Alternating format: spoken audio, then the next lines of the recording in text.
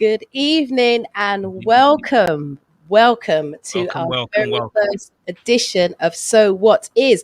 Tricky Nikki, how are you doing? I'm very good, thanks, Lolly. And yourself?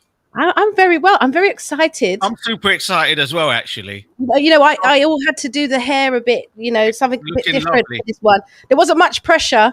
I'm telling a lie. I'm telling a lie. After seeing the guests that we got for today and the Looking great. topics, I'm telling you, there was a Looking bit of great, pressure. Lolly. Thank you very much. Okay, so ladies and gents, thank you again for joining us. This will be our first in many of the series. We will kick off today, joined by esteemed professionals in the industry, talking about black hair. We have. We'll be discussing all things black hair. We have the likes of Morris Roots, Derek Clement. We have Tatlyn Grant, Anastasia Chikezie, and also Verona White joining us, don't we, Tricky? We do indeed. We have hair engineers, we have hair doctors, we have hair scientists, we have leading industry players, movers and shakers. So anything that you want to know about hair, you can find that out this evening right here on So What Is. Looking forward to it.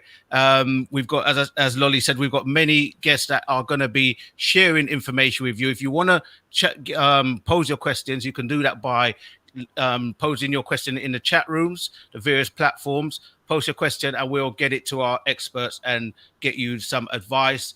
If you just want to talk about your split ends or whatever you want to do, we're here to accommodate that. Yes, and tonight we'll also be discussing the topics we'll be covering today will be the history and trends in black hair, also colorism and also texturism. We've got the science of black hair and also entrepreneurism and consumerism. See, there's a lot of isms there. There's a lot of isms there. Isms, but no schisms. So you got it in one. Exactly. First of all, Lolly, there's a young man that I'd like to bring on. He goes by the name of Fassa, and he's an Instagram. He's posted up a few videos on Instagram. He's a bit of a blogger, and he's got some very inspirational and interesting news that he actually has shared with the group. So if we can bring Fassa into the room. Yes, welcome, Fassa. Hi, how's everyone doing? Oh, we're very well, sir. How are you? I'm all right myself. Yeah, looking very relaxed there. I see you got your do-rag on. What you're sporting underneath the do-rag? Have you got the waves? No, nothing fancy. Really? No. So you done this this video on Instagram, right? Yeah. What made you do that? So essentially, I was just researching black entrepreneurship, black British entrepreneurship specifically. Yeah. Because I do this thing where I post to my followers each month, name 5 black British millionaires outside music and sports. Right. And no one seems to name any. So it sort of set me on this spiral to sort of see what black British millionaires that I can actually present to my followers so they can name some if they're posed the question by anybody else. Wow. So I just went. Sorry. So go on. Sorry. Go ahead. So I just went on YouTube. Right, just to search. I just wanted to look up some black British millionaires, and I can't lie, it was very scarce.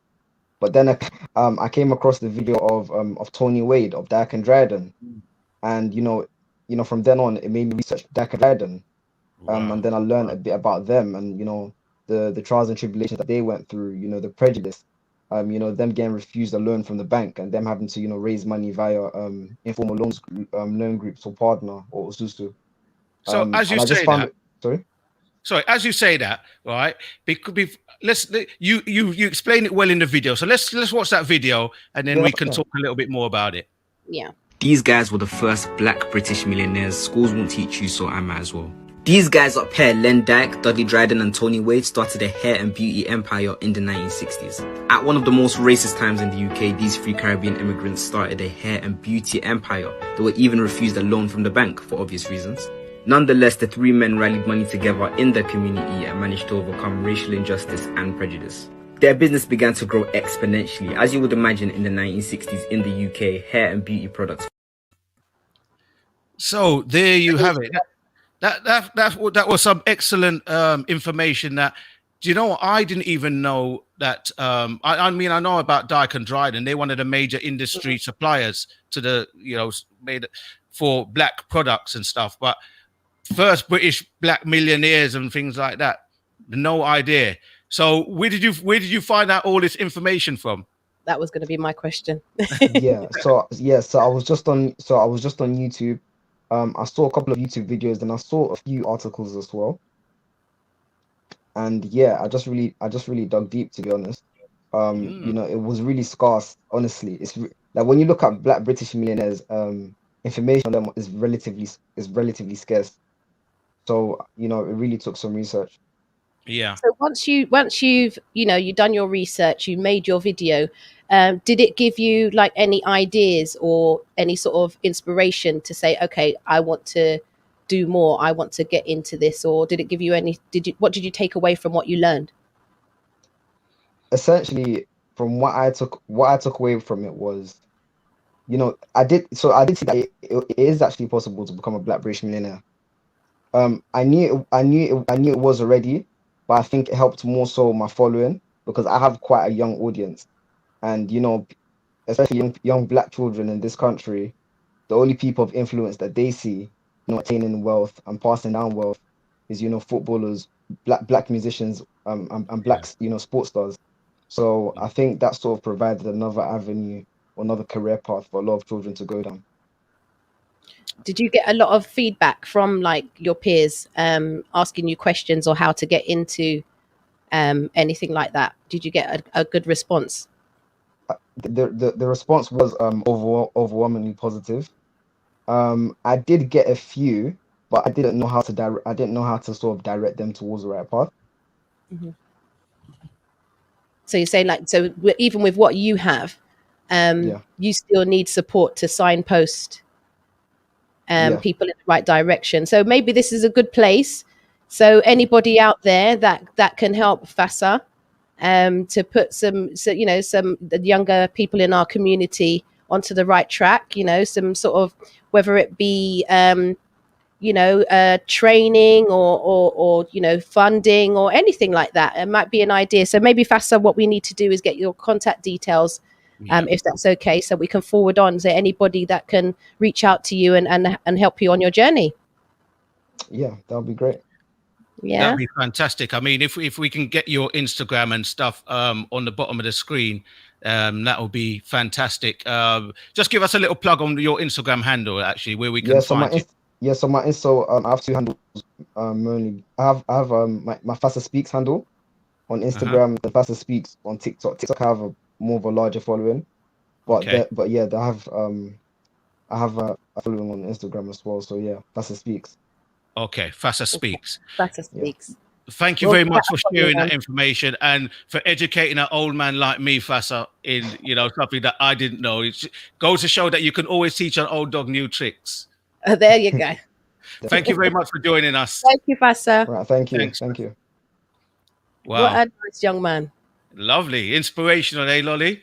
Definitely. And it's good to see our young people actually looking at the business side of things, not only how things work, but how to, the business side. Because our youngsters have a way of putting, things together that is like the start of a business. And all they need is that support and that, they seem to have a lot of business acumen about them. So they need that support and that push. So I'm hoping that from our industry experts and movers and shakers, that he can learn something from these guys who have been there, done it, and continue to set trends in the industry, black beauty industry. Okay, great stuff. So shall we go on to introduce our panel? Actually, before we do that, shall we give our handles and ask our lovely viewers to also share the links as well? You can catch us on Sky Channel 195, Ben TV, and also the YouTube link. We can have that up as well. That would be fantastic. On the screen. That'd be great. Right. So should we introduce our let's get our guests in panel tonight? Yes, indeed. Okay, so tonight we have, as we said before, we've got Verona White. who is a celebrity international hairstylist, a wig specialist, and author and CEO of Afro Hair Growth Challenge. Good evening, Verona. Welcome. Verona. Good evening. How are How are you? you? I am excited to be on So What Is. It's amazing. So, yeah. You're, Hello, you're, everyone. you're, you're our resident Brummy representing for the midline. That's right. That's right. I'm a brummy. Lovely to have you. Lovely to have you on the panel this afternoon, this Thank evening, you I for should having say. me. Also, we have in the group, we have our resident scientist, and she goes by the name of Tatlyn Grant. She's a hair scientist, and she specializes in an area of beauty, of the beauty industry, that is often overlooked, actually. Okay, it's a science of hair and hair health and the correlation it has with general well-being. So she can tell you a little bit about cosmetology. I think I'm saying that right, Tatlyn. And the chemical bonds that make up the composition of your hair, whether it be curly or straight or whatever. That's the kind of science base that you specialize in, right? Yeah, well, it's something that I went into out of my passion. I entered into the hair industry through hairdressing, which then led to me going into trichology because I wanted to understand the relationship between health and hair. So I went into that field, and because of my passion, I kept digging deeper and deeper and deeper, and that led me into the world of science. So Science. We all need good scientists, Tatlyn. We all need good scientists. Definitely. When you're breaking Welcome, things down, Tatlyn. Welcome. Thanks for joining us. Hi, everyone. Welcome. Also, we have Morris Aberdeen, aka Morris Roots, a native Trinidadian. Morris Aberdeen is a founder of the Morris Roots chain of salons, which are very popular. Opened in 2000.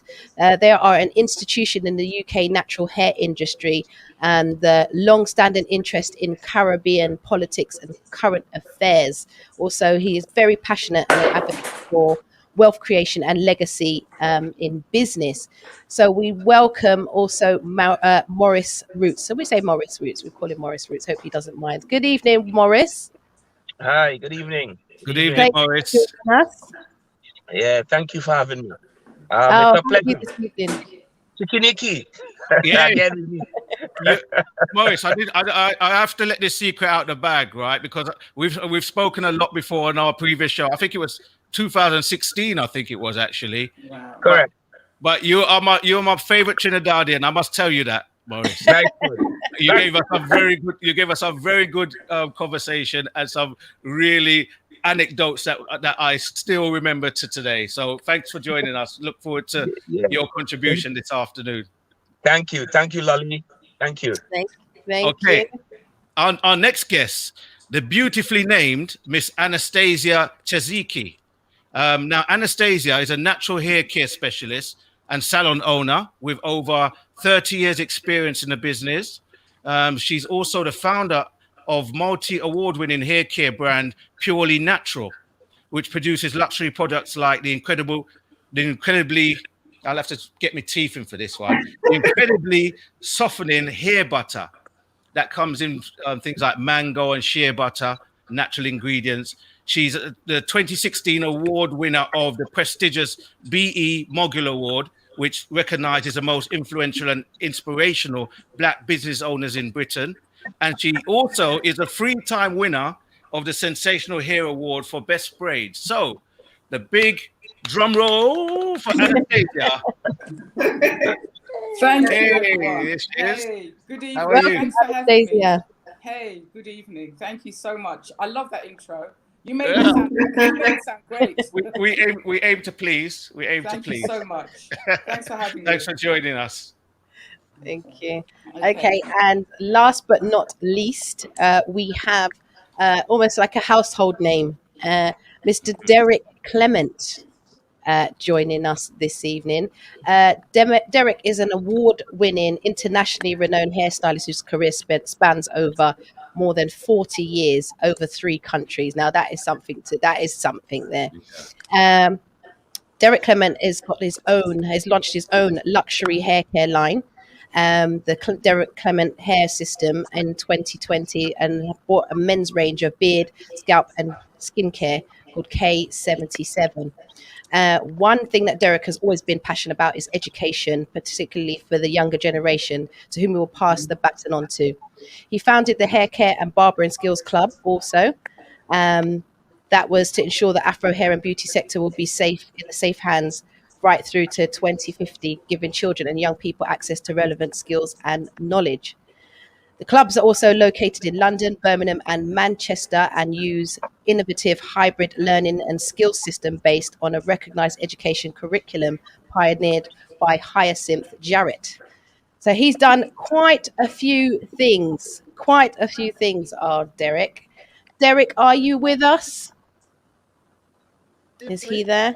Right here, Yeah. right here. There we go, Derek. Hi, Derek. There we go. Great. This is obviously not the first time you've been on screen, Derek. October 2020, you were featured on Channel 4 documentary Hair Power, Me and My Afro. Absolutely. Yeah, recently, the birth of Afro.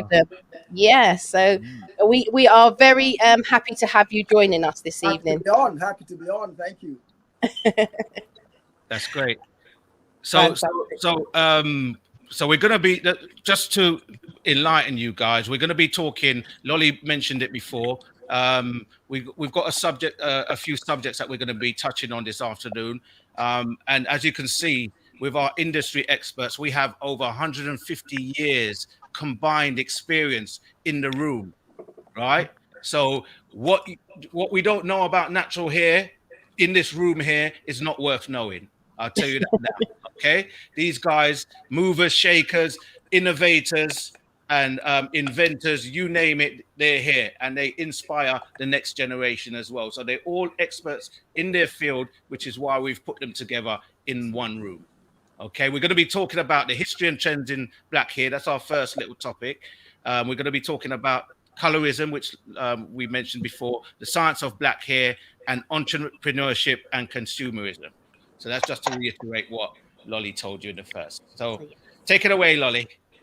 Okay, so the history and trends in black hair, our first topic. Black hair has been an integral feature in black history, from African tribal styles to dreadlocks and to the Afro. If we think about different inspirational black hairstyles from different eras, we've got 1860s, we've got the natural look, 1880s, the experimental stages, the early 1900s, we had the straight hair craze, which I believe is still kind of around. The roaring 20s, we know what that was about. 1960s was a transition, imitation to tradition. 1980s, we had the California curl. We all know about the perms and all the soul glows and all the gels and all that kind of thing. 1990s, we saw the lots of the weaves and extensions and the dreads, which today still obviously can be seen, big business that is.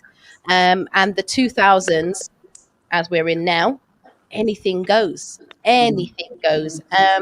So I'm going to come back to our panelists at this point and see what you have to discuss on the history and trends in black hair, what you have seen over your career, what you've seen, the changes, or, sometimes things that go back. I think things go round in circles, doesn't it? You have the same service that maybe is introduced or renamed something else or added another process, but it's ultimately the same thing that keeps coming round in circles. What do you guys think about that? Right. So, okay, I'll kick off. Actually, good to see we are actually talking about what I call the Sankofa moment. This is like the Sankofa moment. So we're going back to find out. All right, we're going back to get it. Now, your show clearly says, "What is Afro hair? What is Afro hair?"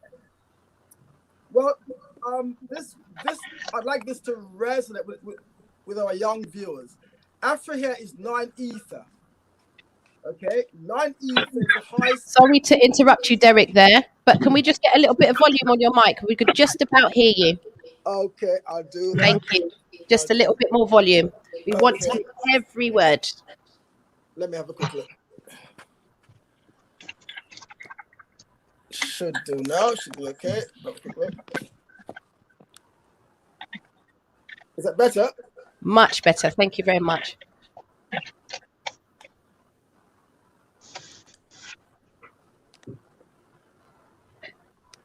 Just a moment. I'll have to move it.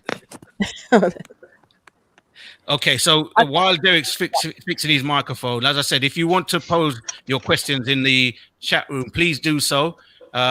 Anything that you want to add to the conversation, we are not only going to be talking amongst ourselves. We want to talk to you. We want to get your experiences, your thoughts, and your opinions. That's what it's all about today.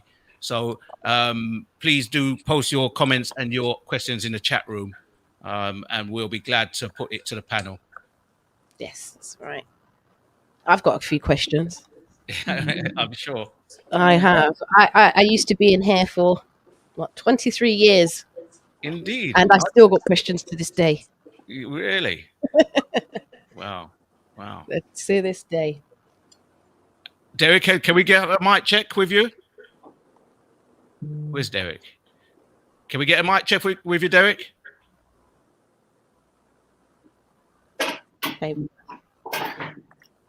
Okay. Derek? Okay, what we'll do, can we pose the question to Anastasia? Yeah, okay. Yes. In the meantime, we'll sort Derek. We'll come back to Derek. Okay, hi again. Okay, so I've been practicing natural hairdressing or doing natural hairdressing for as long as 1990, which is an awful long time. And I remember in the very, very early days when we opened the salon, because we've got a salon called Purely Natural in East London, I remember the clientele was predominantly, I would say, middle-aged women, okay? And when our clients used to come in, obviously we asked them, what they're looking for, what kind of service they want. A lot of them, I'd say about 90% of the middle-aged women had done a 360. So for example, they had done the relaxer, they'd done the curly perm, and so they'd done everything that was available to their hair, but they haven't come to terms with their natural hair. So we were finding that a lot of our clients were coming in, they'd done everything, perms, relaxers, braids, and then all of a sudden now they had decided to go natural. A lot of them were having health issues. So for example, menopause had set in, so they were finding that they were losing their hair. So then they decided to come to the salon and go natural. But moving forward now, fast forward now, I find that it's more young people that are coming in, which is fabulous. They're coming in, they know a lot about their natural hair. They're in touch with their natural side, so they're very familiar. And in fact, they're teaching me. But back then, about 30 years ago, I was doing a lot of the teaching. It was quite scary, really, because people were coming in saying that they don't know what their natural hair looks like. Can you imagine? Natural hair that you're born with, they have no clue on how to manage it, how to look after it, in fact, how to comb it, So that was a very, very worrying time for me. But moving forward, it's nice to see children as young as 11 coming in with a bag of tricks and saying to me, Anastasia, can you section my hair before you comb it? Make sure you use a wide tooth comb, combing from the ends to the roots. They're instructing me. So for me, it's amazing to find that people are more now in touch with their natural hair. But when I say natural hair, this is our birthright. We are born with natural hair. So we're not going back to natural hair. We are finding ourselves again, I would say, reclaiming it. For the want of a better word, reclaiming ourselves. So for me, that was the big difference between then and now. People are reclaiming their natural hair and loving it and embracing it. Obviously, during that time, 30 years, from 1990 to now, I've seen so many different changes as well. Obviously, we have influences by musicians. Lauryn Hill, for me, was the main one. In fact, I locked my hair because of Lauryn Hill. And then we have somebody even as insignificant or significant. It depends on how you look at it.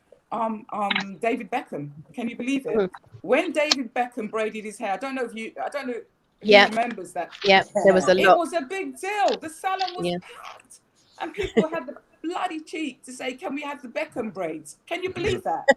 You know, so you know, there's a lot of education that needs doing, a lot of education. But I'm just glad that there's been a resurgence into natural hair. I'm glad, because I've waited for it for a long time. I'm glad people are now embracing, you know, beauty, their natural beauty from a holistic perspective, not just the hair, but just in general, you know, and shying away from, you know, the chemical use. Even though, you know, I'm not here to bash anybody, you know, as long as if you're using chemicals, as long as you're doing it you know, in a very responsible way.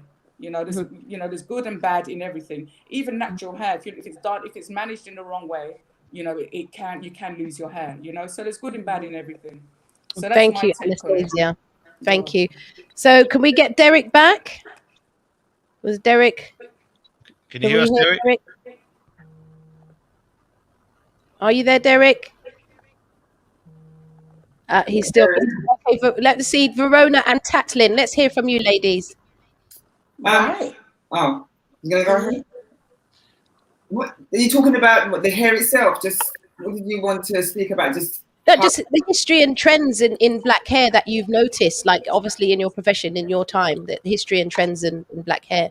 Yeah, it's been on a journey where I do feel that some of the old stuff has come back in again, but people have become more creative with it, more edgy with it.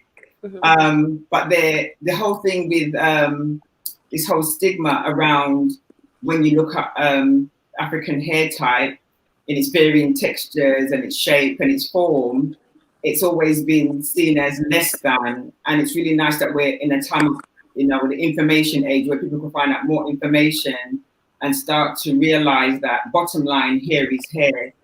You know, it comes in all forms, all shapes, and all textures, and they're all equally valid.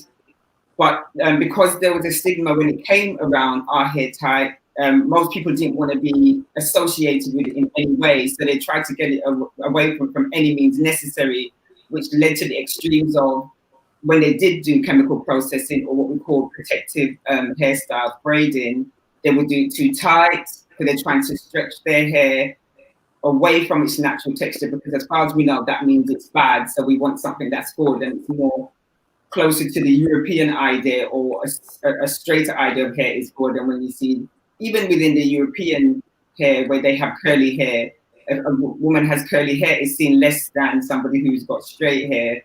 But now where people are embracing it and then becoming more creative with it, I just love it.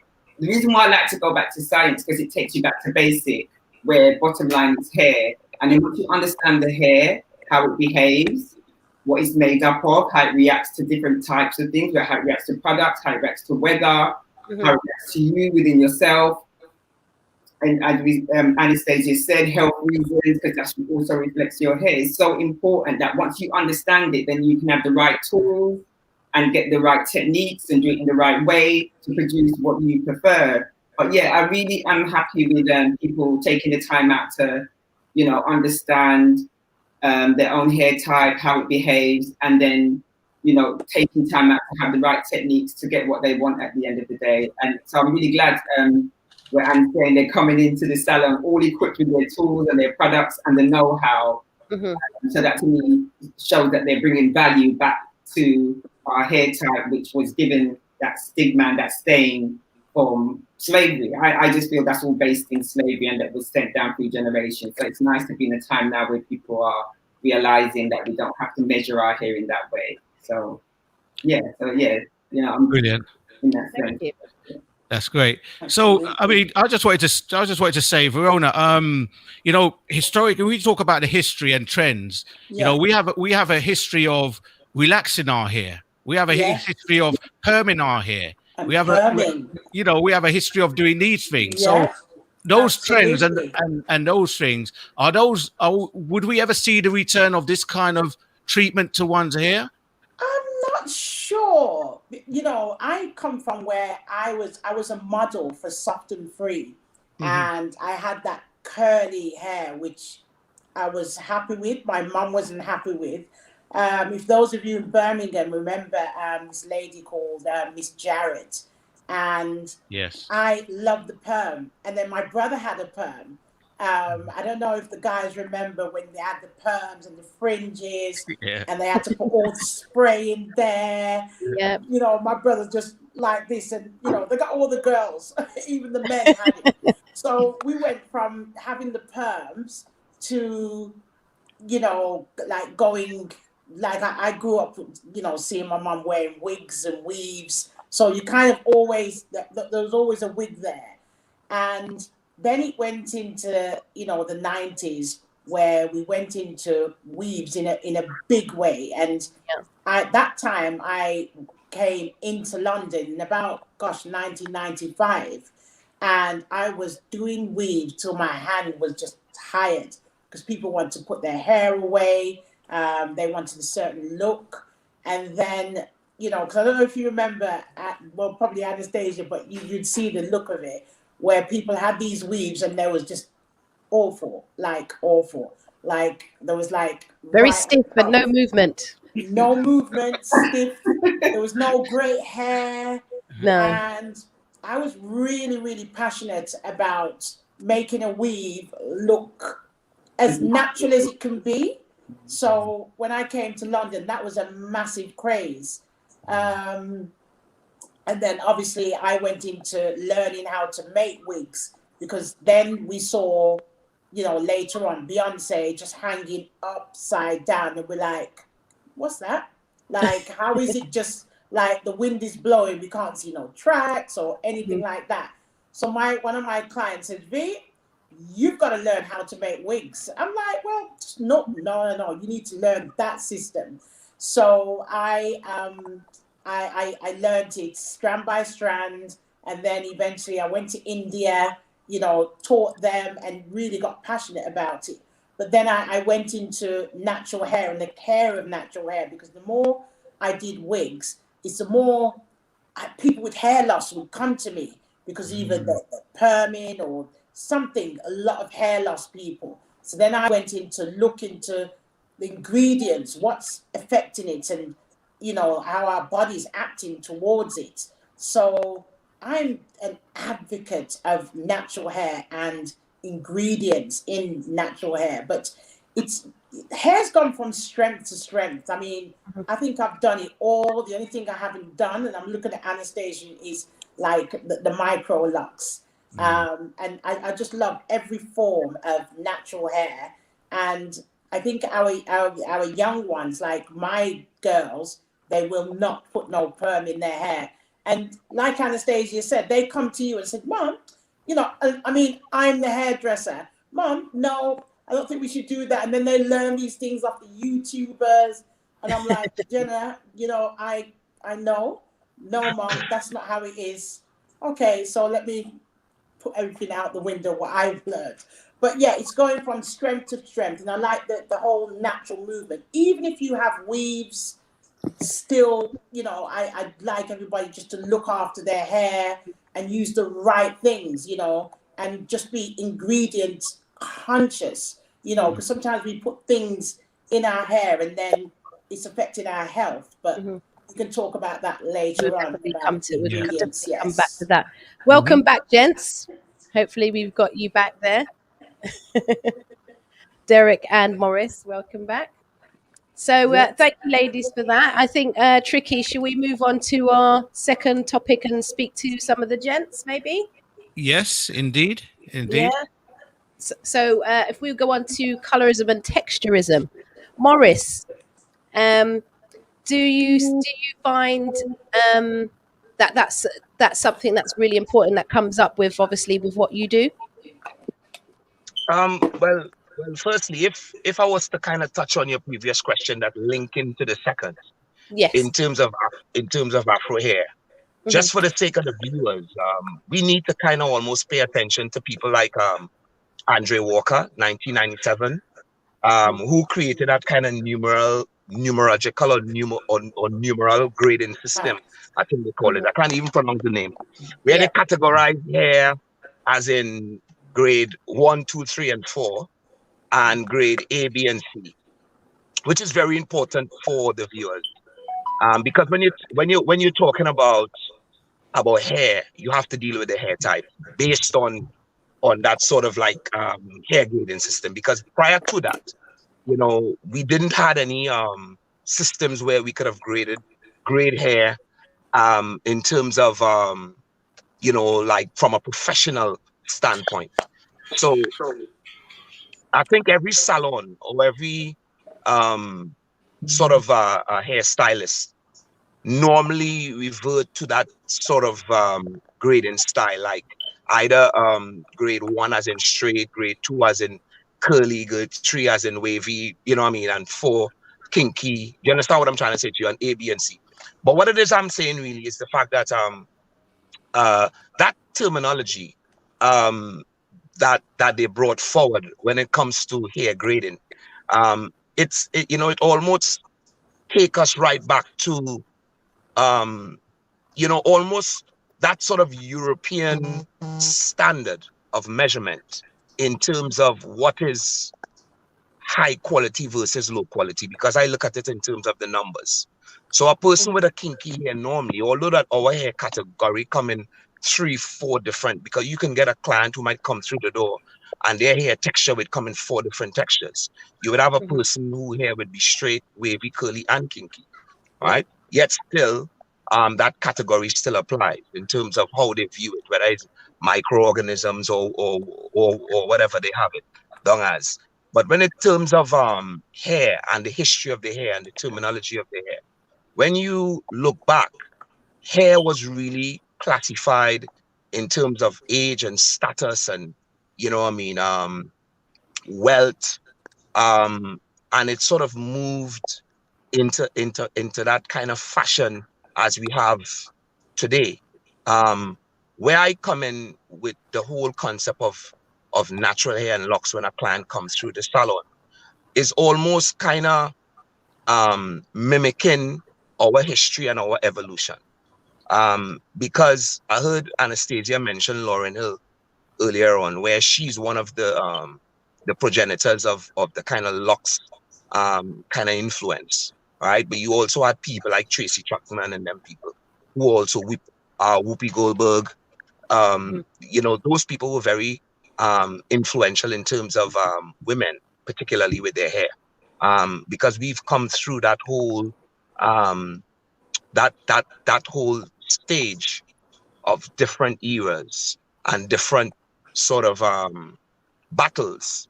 But our hair was always a symbol of beauty, wealth, revolution. If you look at the whole context in terms of the Maus versus the Rastas were influenced by the Maus because the first set of Rastas never had locks.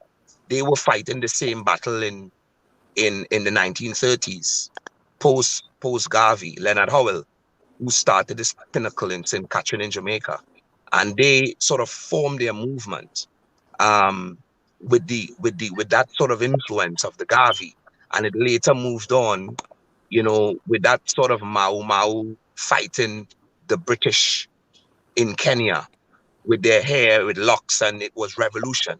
It was a term where people were fighting against that sort of oppression. And that was one stage. And then you had other stages where people started realizing, like for instance, Bob Marley. He used his locks as a Rastafarian to carry the culture through with his religious sort of influence. And although it was seen as a sort of like a symbol of revolution, it was also a symbol of freedom, and it was also a symbol of change, because he was used as that kind of platform, because he was a popular artist. So if you look at the trends of hair and natural hair and where we came from, it always symbolized something, some kind of meaning, some kind of a revolution, some kind of significance. Our hair now is kind of relegated to a lower degree because, you know, European beauty is now at the pinnacle of the forefront of the magazines. So what has been happening is that our children now, through the magazines and the television, are not represented in the way how they should be represented, because all of our role models, as we mentioned, the Beyoncés and everybody else who sort of walked with her on that sort of hip hop and R&B, they come with that kind of image, that more European type image, you know, in that sense. So for me, uh, just not trying to stray from your whole point about Afro hair and the definition, I still go back to the fact that, you know, the evolution of the hair, from where it came from prior to the 1997 classification to where it is now, and the identity where Black women, particularly because the Black women are the ones who are carrying the natural hair and the, you know, the beauty in a different context as opposed to the men. So I, you know, I just think that the where we are now with hair and its classification is that we are more or less re-identifying ourselves as, you know, as a people, as to where we were post-slavery. Because I don't even want to touch on the term slavery, because that was an interrupted time for you know, for our culture. But prior to that, we wore our hair in a different sense. Yeah. Okay. Okay. Thanks Thank for you, that. Paul. Thanks for that, Maurice. I mean, you know, it's you made some interesting points there, but I mean, as far as I've been alive, right, I've seen, we've always lauded the European hair. It's always been something that, you know, our women have aspired to, whether through brainwashing or whether through, you know, things that we see. And I'm sure Derek, who was working in Splinters, one of the renowned hairstylists in Mayfair when he first started his apprenticeship and stuff, have seen a lot of changes in the industry. I mean, when we talk about colorism, you know, there's many Black women wearing blonde hair, right? There's many styles now that are, you know, replicating, as much as, you know, we say that we're going back to reclaim this stuff.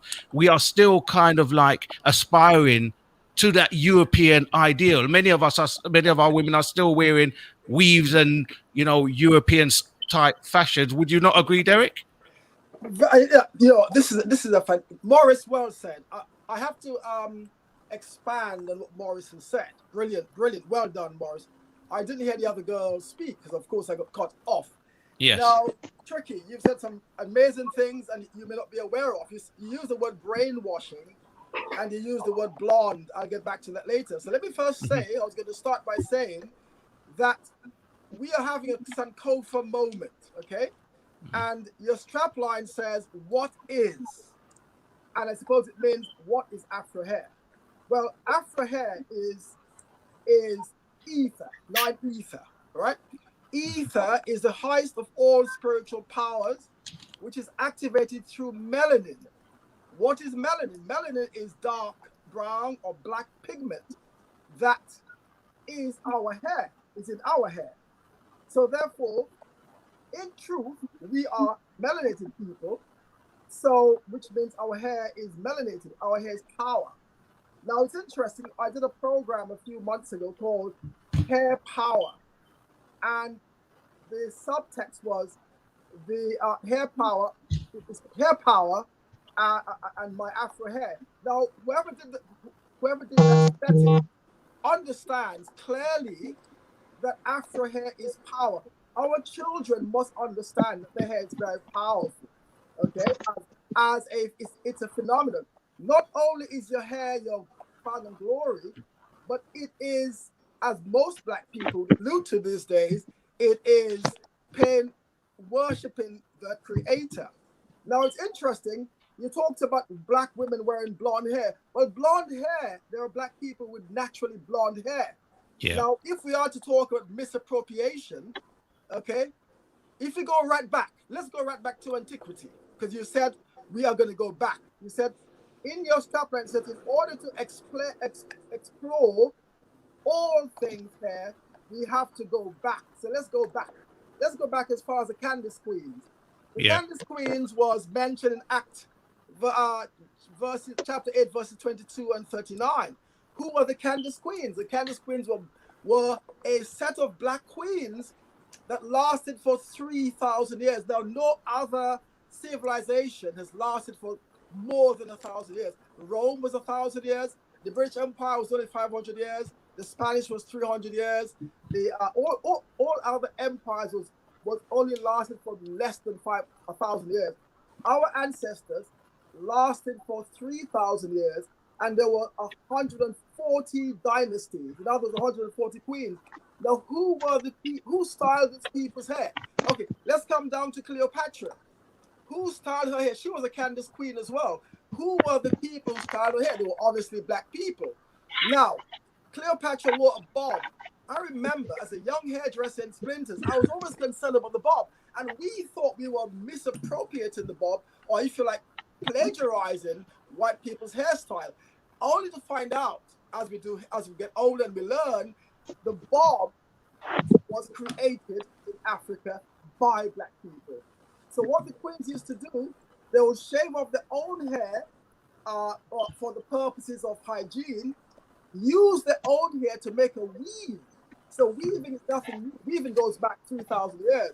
They use their own hair to make a weave, and that weave, as we now know, was a classic bob, which without the suit on European culture, misappropriated.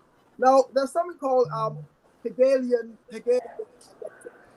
which is essentially problem, reaction, and solution. Now, we buy into that kind of paradigm, and that paradigm has been keeping us in a state of bondage, if you like. It's been keeping us in a state of a spell for many, many years. We have to learn how to unbreak that spell by claiming and celebrating ourselves. Now, Morris made a valid point regarding the relegation of our hair with these numbers. I don't believe in that. Where I came from as a hairdresser, I was trained by the very best hairdresser on the planet, Winston Isaacs. Okay? We did all types of hair. Tatlyn should know this. Now, the concept of classifying our hair, starting with straight hair and then ending with coily hair, is an absolute disgrace. Never use that. And that, again, in a strange way, that's a spell that puts us at the back of the equation again. Why couldn't it be the other way around? Because I said before, Afro hair is power. Afro hair is non-ether. Afro hair is melanin. It has power. All right? Afro hair is the highest of all spiritual powers, activated through melanin. So therefore, why are we at the back of the equation? And even why are hairdressers even accepting that nonsense?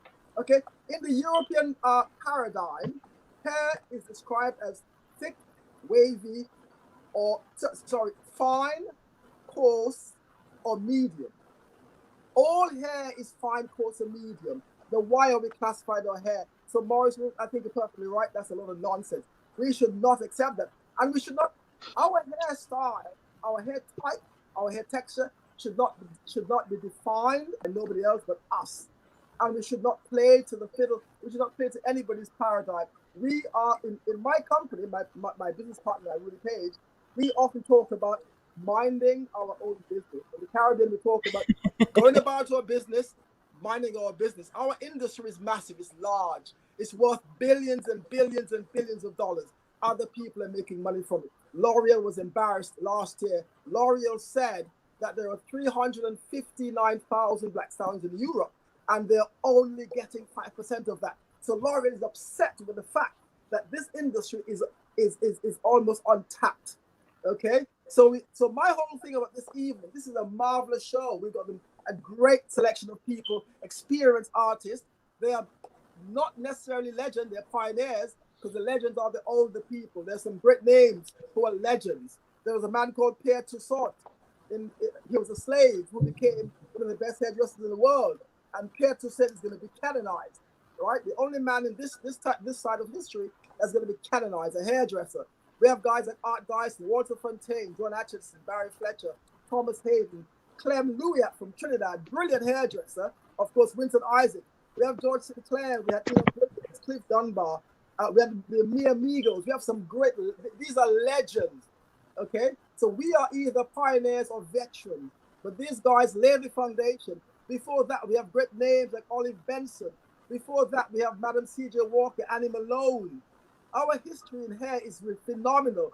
Recently, we had Jenny Cooper in the 70s, Joan Sarms from North London, Lauren, we had a salon called St. Clair's, Lorna and George St. Clair's. They were brilliant hairdressers in Shepherd's Bush. Cynthia Mitchell, Vashti's. All these people are to be celebrated. But what we do, what we hear every day in magazines is other people. I'm not interested.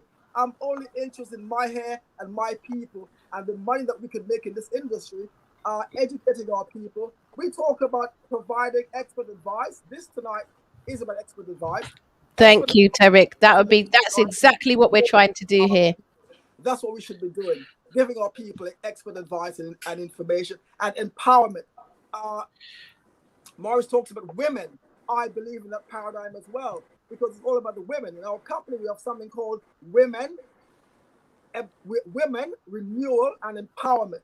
So the women have collapsed the trust and they have regained the trust. What do I mean? Back in the day, our ancestors, our grandmothers, our aunts, they looked after our hair using natural produce, sustainable products like cochineal, single Bible, aloe vera, all these wonderful sustainable things, shea butter from Africa, ghee from Ghana, all these wonderful things were hair foods. They are plant-based. We left our ancestors and we somehow followed somebody else. They're on the high streets, you know who they are, all right? Now, what's interesting, in a strange way, the women have collapsed that trust and they've reclaimed that trust. Thank God for the natural hair movement. I don't even touch relaxers anymore because I think the natural movement is an empowering movement and it's another renaissance. We've had several renaissances, as you alluded to earlier on, and we could go way back to Annie Malone and Madam C.J. Walker, who revolutionized hairdressing. Madam C.J. Walker created the conditioner. Right, no other race was conditioning the hair because the hair, of course, is a different texture. It stands to reason she decided to create a conditioner. She invented the conditioner for her people's hair. So, my brother, so a great show, great information, great artists on stage, and we're all fired up. Thank you, Derek. And support for our people. Thank you very much, sir. Very eloquently put. You gave us some great information there, and when you talk about misappropriation, and things like this, right? You talk about going back, and yes, we do need to go back in order to come forward, and we do need to reclaim exactly the power that we all know that we have, not only within our melanated hair, within our our ancestral hereditary, where Maurice has spoken about, locks is something that we've come from even before the show. So even before Rastafarianism, locks is something that was tribal, coming from Africa. I can't hear myself. I can't hear the audio. Sorry.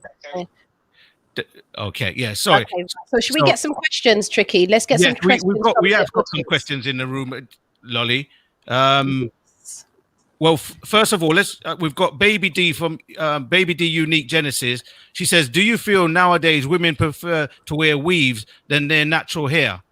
So we'll put that to who wants to answer that? Verona?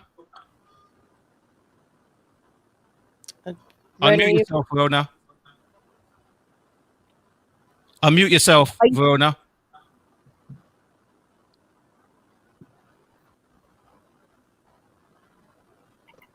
She muted.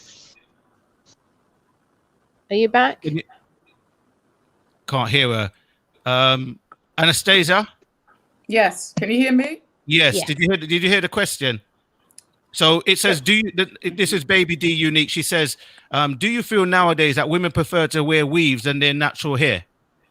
Well, personally, from my own experience, I find that weave wearers generally have natural hair underneath. So, and a lot of the weave wearers are cultivating their natural hair. Quite a few of our clients come in, and when we take that weave off, they've got natural hair all the way down their backs. You But know, we they're never see using it, the though. weaves. Yeah. They're using the weaves as a protective style. Yeah, a lot of the time. My only issue is if you're wearing a weave, remember you have hair underneath, and remember to maintain it. So no, I don't think. I just think it's another hairstyle. A weave is another hairstyle, and to protect your natural hair underneath.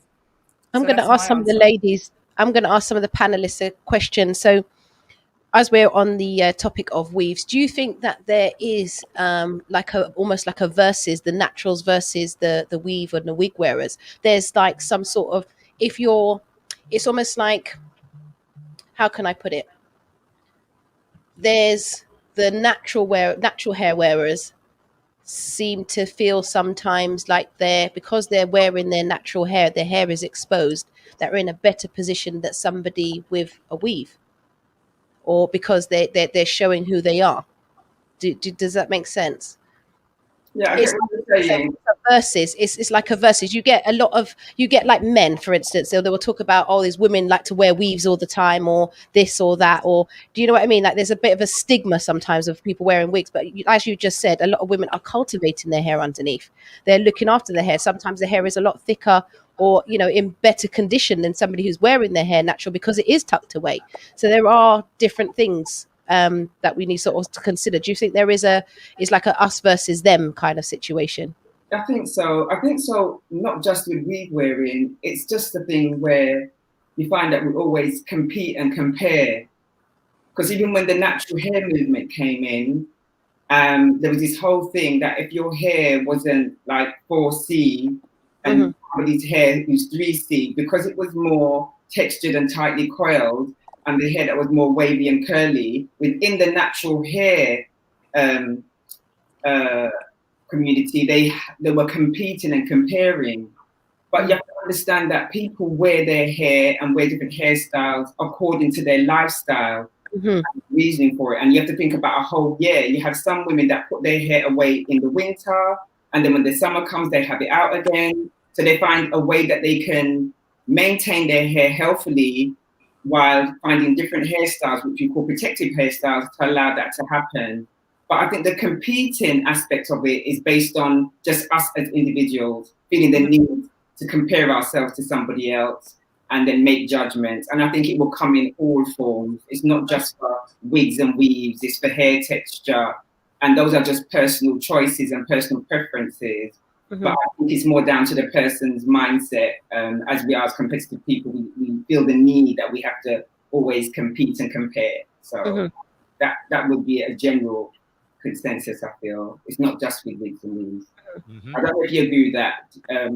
In the sense with Anastasia, where you have people have different hair textures, and you find that even within a natural hair family, they have that same situation where they compete, or they try to strive to get their hair texture in a style that looks closer to a hair that's more smoother in texture or looser in curl, because they feel that way, it's better that way, embracing their own hair type.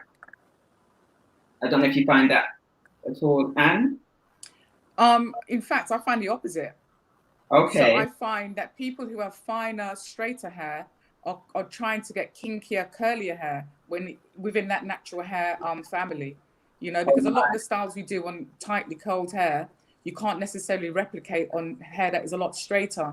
So the majority of our clients have, I'd say, four. I know not everybody likes to use the tape. Oh gosh, but I'm going to use it just for simplicity's sake. So a lot of people who come in maybe with free A, B, C type hair, striving to get styles that we can only do if your hair is super curly and thick. So it's the opposite. That's what I find in the salon environment. And also, can you hear me now? Yes. Yep. I just refreshed it.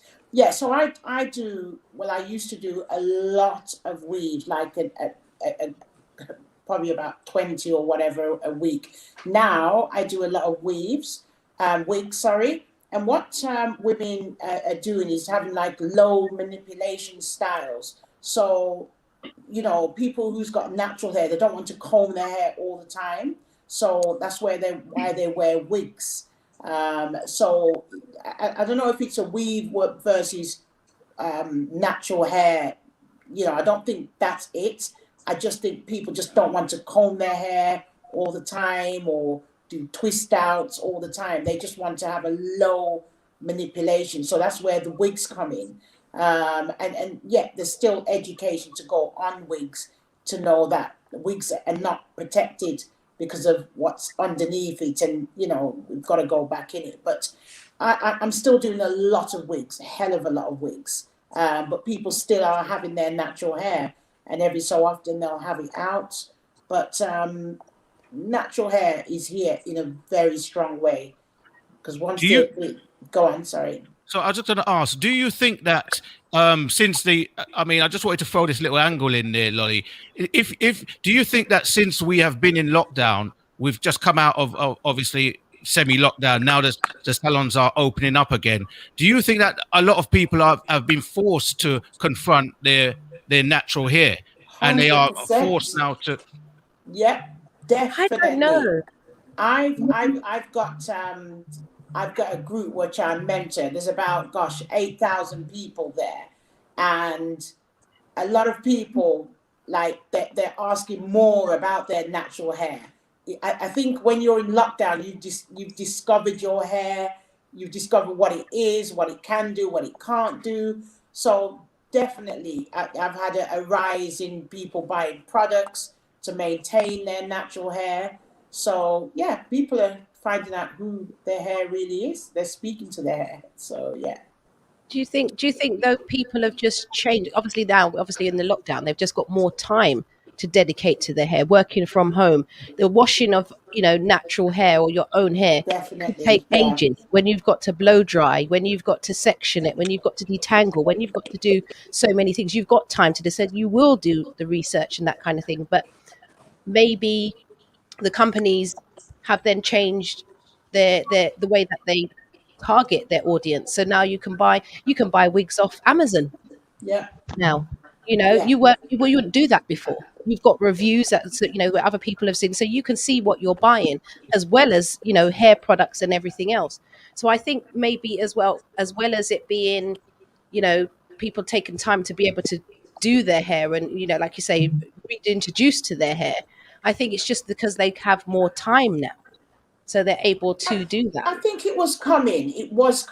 I mean, I set up a group about 2 years ago, not thinking there's going to be much people there, but people are more anxious to know more about their natural hair.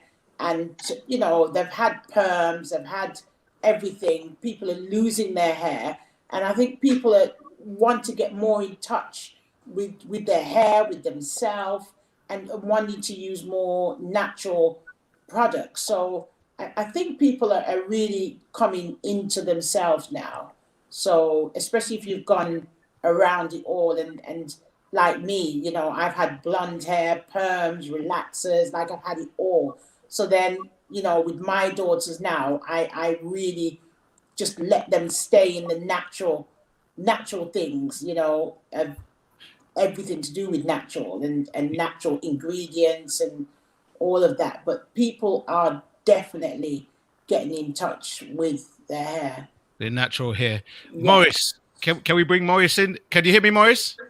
Yeah, I'm hearing you. Yeah. Hi. So Morris, obviously we've been just speaking about natural hair and stuff, right? And you're a loctician, okay? And have you find that people are more having to come in to get locks, or are they wearing locks more in terms of fashion, or kind of trying to get back to some kind of roots, if you like? What do you think is the science behind people adopting locks more? Because I see it in the street every day, and you could tell it's well done. It's like it's a difference between, maybe I think, is it box braids that looks a little bit like locks? I'm not sure if I'm using the right term, but the locks seem to be more of a fashion these days.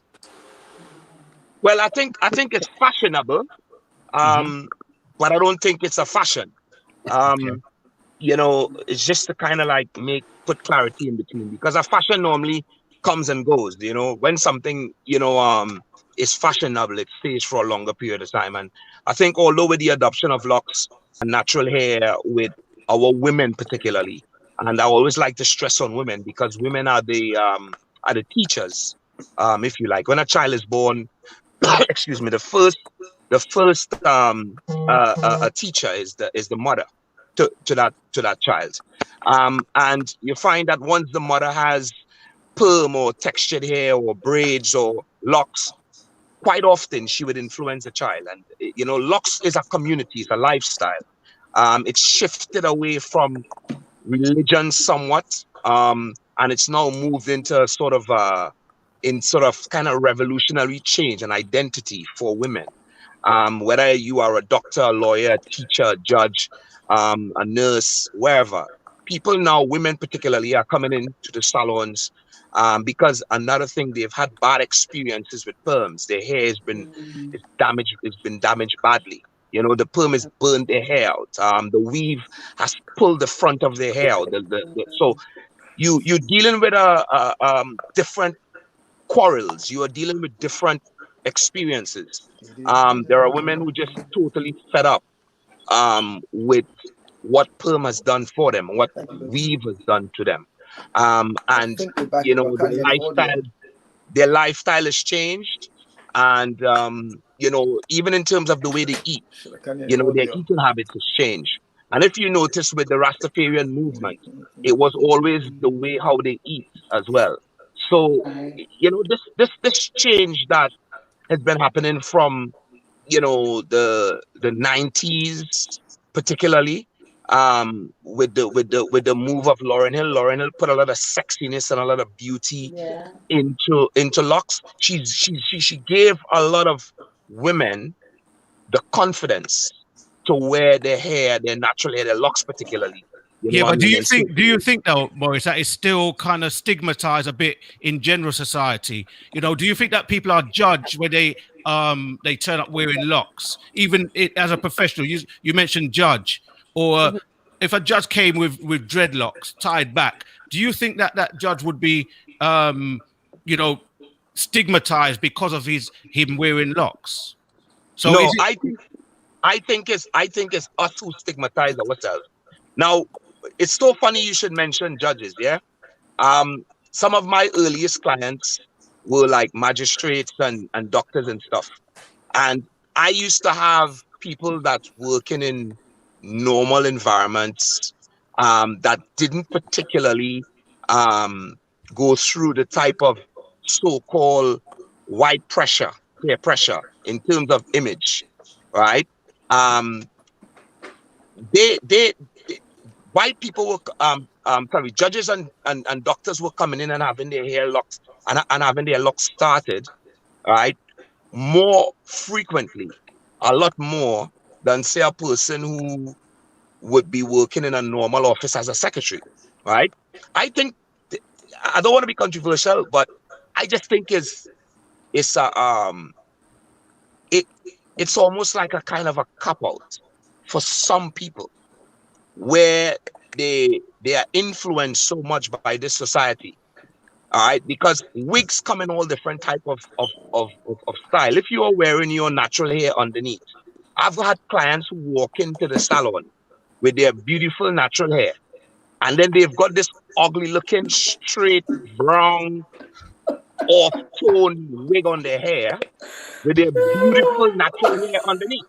And I tell you something, right? I tell you something. It's not a good example. Sometimes you see, a Muslim sister with a hijab, and when she takes the hijab off, you see what comes with her beauty, because the hijab almost hides the beauty. It's the same thing. It's the same thing with when a woman put a straight weave on. She doesn't really understand the beauty that she's hiding underneath that, right? So if you want to wear a wig to cultivate your natural hair, you've got natural hair afros.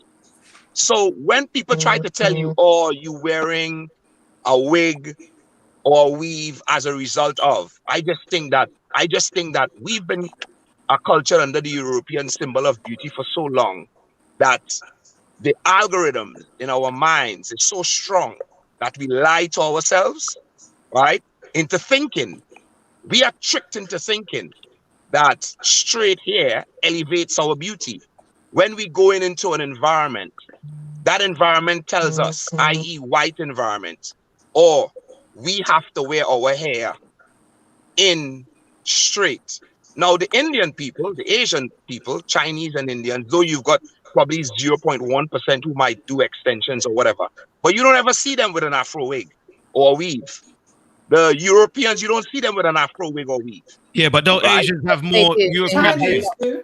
There's a No, lot. no, wait for me. I'm saying to you in an Afro wig or weave. Now, even if you do see them in an Afro wig or weave, right? One of the things you need to take into consideration that the original Africans, right, lived in places like India, China. right? Under the term Dravidians, those are the people in the Bonda woman. So they were wearing, even the Japanese, the Ainus, they had afros. So my whole point is that if you want to argue, right, the fact that, oh, I'm wearing my hair straight because of choice, I think that your choice is been influenced through the strength of the media. Going back to prehistoric times. How come the women then didn't exercise the same choices that you want to say you're exercising now? Right? The reason why, because we were the first, we were the upper class society. We were the influence. We were the powerhouse. We were the economic powerhouse of those times. So therefore, us as African people wear our hair as classifications of race, not race, age, ethnicity, do you know what I mean? Culture, social groups, marriages, and all of that. For today, our hair primarily is influenced on beauty, strictly beauty. A lot of the times, there are people who would wear their hair through revolution and through religion and stuff. But the women that's coming through the salon right now, it's a beauty thing. Do you understand what I'm saying to you? So when you come through that door with a weave on your hair, straight weave on your hair, which culture are you mimicking? Right? I'm going to ask you a question, Morris. That's fine. That's I'm fine. going to ask you a question. So do you believe every woman that's wearing a weave is literally because, like you say, she's been almost brainwashed because of what she's seeing? I don't want to say it as straight like that because everybody have different reasons. Because I don't want to say that. You see what I'm saying to you? Because it's very controversial. Everybody have their own story. But what I'm saying to you is that when you have a conversation, right? Because I do my consultations personally with clients, yeah? And I've been in the game for over 26 years in terms of even consulting clients on an independent level. And when you look at a person who would come through the salon, who would once have their hair straight and firm, and they realize the beauty it brings in their own identity, the look that it influences, seldom do they go back if they were to cut their hair to straight. One of the things that you've got to remember is that we are living in a society where we are at the bottom class. You could say what we want. We are at the bottom of the economic ladder. And because we are at the bottom of the economic ladder, we are influenced. Our beauty is measured by the standard of the so-called ones who are on top. We might try to deny it, but it's a fact. Do you understand?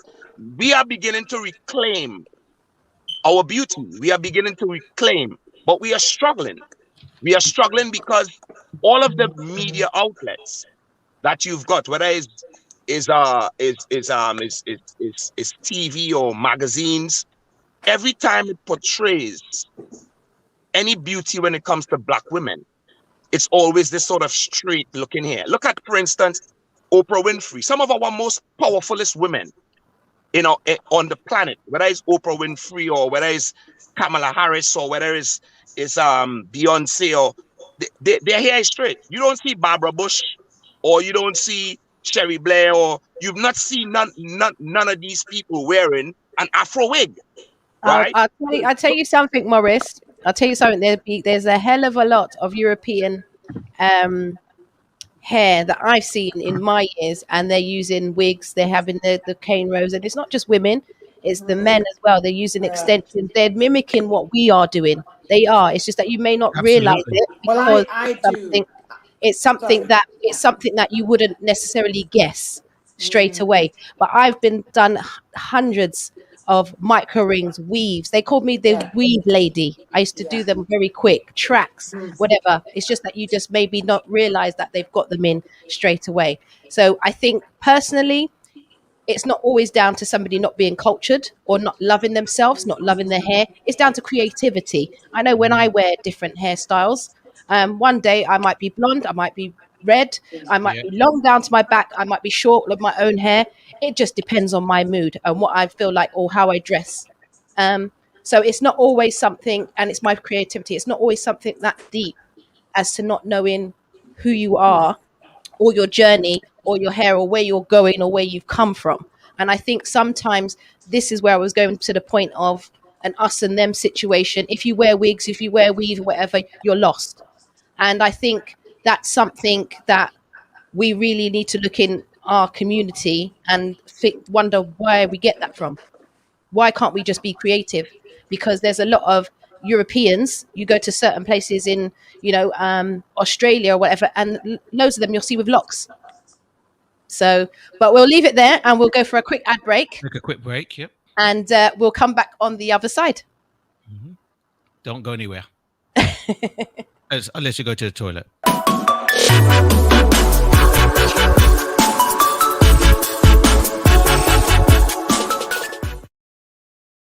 The Dalton Grant Academy Talk Show, episode 17. Join me and former British sprinter and 110 hurdler, Olympic medalist and former world record holder, Colin Jackson, CBE. Available 1 p.m. Sunday, 18th of April. Let's unite to inspire.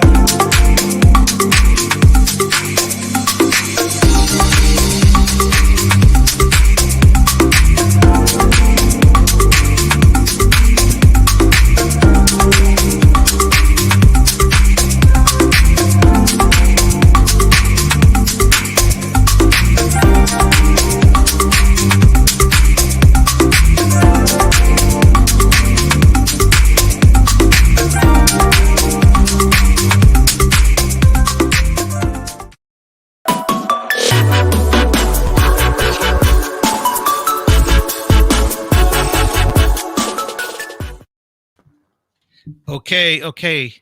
Welcome back from that short commercial break there. So I hope that you've been finding some interesting little bits so far. And I thought, Lolly, I thought that was a great point that you made in your last comment in terms of, women don't want to be put in a box anymore. They want to be free to wear their hair exactly how they want to. They want to adapt. They want to change. They want to be everything that they want to be, depending on their mood. Let's read some of the comments. Yeah. What the views of our viewers is. Camilla C. I think I know who Camilla C is. Hello, Camilla. I think sometimes people just wear wigs, weaves to be able to change up their hair frequently. Same way people want to change up their style. Exactly. I think, as I said earlier before the ad break, sometimes it's just not that deep.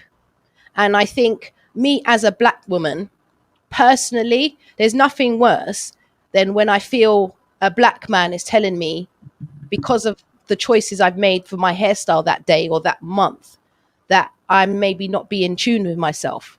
Yeah.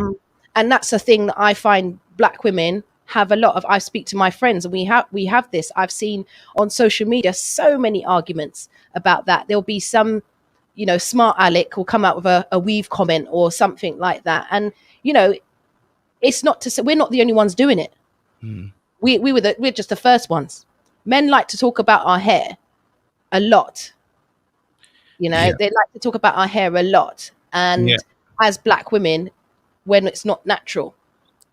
And I don't think it's always in a positive light. Yeah, I mean, I could, you know, personally, I have 3 daughters, and I see hairstyles upon hairstyles upon hairstyles, and you know, I'm over it already, Lolly. It's every day I'm looking at something different. But you know, I mean, I agree with you, and you know, many of us men are kind of judgmental when it comes to our women and the kind of hairstyles that they wear, you know, and we talk about natural, but are we really wanting to accept that natural look?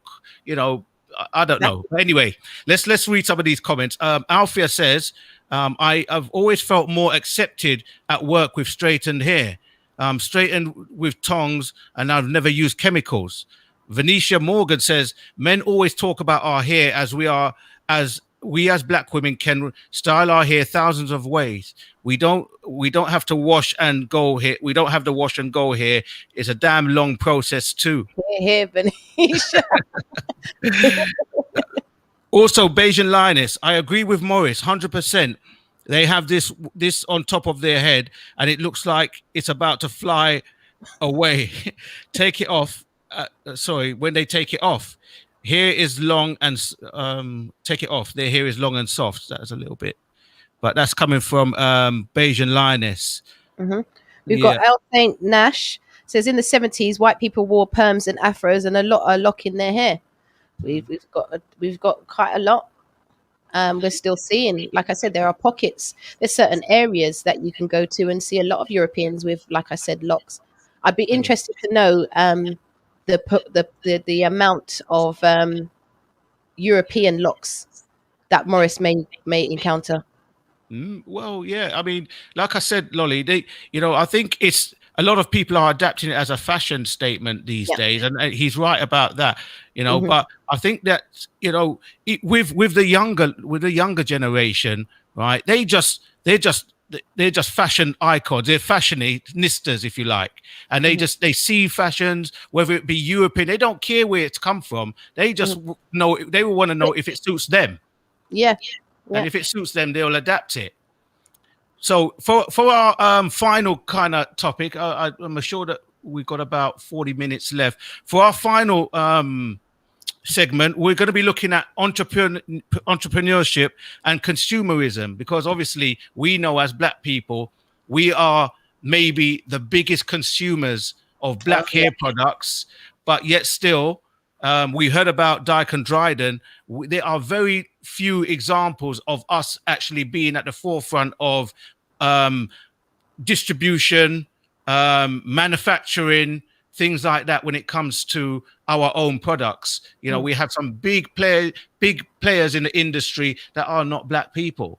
You know, so that's what we want. Stats for you, actually. Yes. Tricky. Go ahead. So, according to Statista.com, according to the market and consumer data giant Statista, the total value of the hair care market in Great Britain was measured at 1.72 billion British pounds in December 2019. Wow. With black British women spending 6 times more than their white counterparts, yet we only make up around 4% of the female population. Wow. That's big bucks. Yes, that is big bucks. I remember, I don't know if you remember, Good Hair, that was back in 2009, by Chris Rock, where he hopped around the world, going to beauty shops and salons, science labs, and discusses the mystery, as they say, of black hair. That was quite that was a bit of a fly in the ointment, that one. Absolutely. It divided opinion anyway, didn't it? Because a lot of people agreed, and a lot of people were really up in arms about it as well. Yeah. But are we ready to bring our guests back in? Yes, we can bring them back in. So, Panel, are you there with us?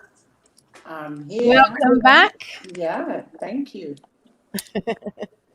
Have we got everyone? Where's Derek? We got Derek. Is Derek in the room? Oh, he's okay. No problem. So, panel, what we want to look at now is consumerism and entrepreneurship. Now, I know that for us, many of you have owned your own salons. And I know that you've maybe traded as lone traders. How do you find, from having your own salon and actually, succeeding in the business, whereas getting the support from, other salons or, people who share information on distribution or whatever? Do you find that happens? I think, I don't own my salons now. I had 3 salons, one in Wembley, Knightsbridge, and in Bushy. And I just done it myself, didn't really have no support from anyone. And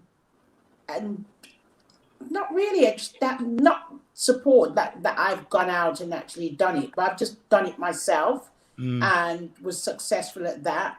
And now I've moved in to have my own product line and done that myself. So I think I've just taken time out to get to know the market.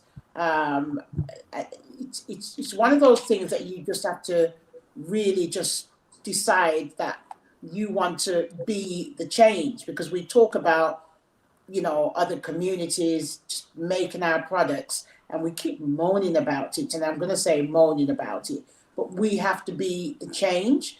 We can't always look and say, right, we need support to do this. You've got to start somewhere.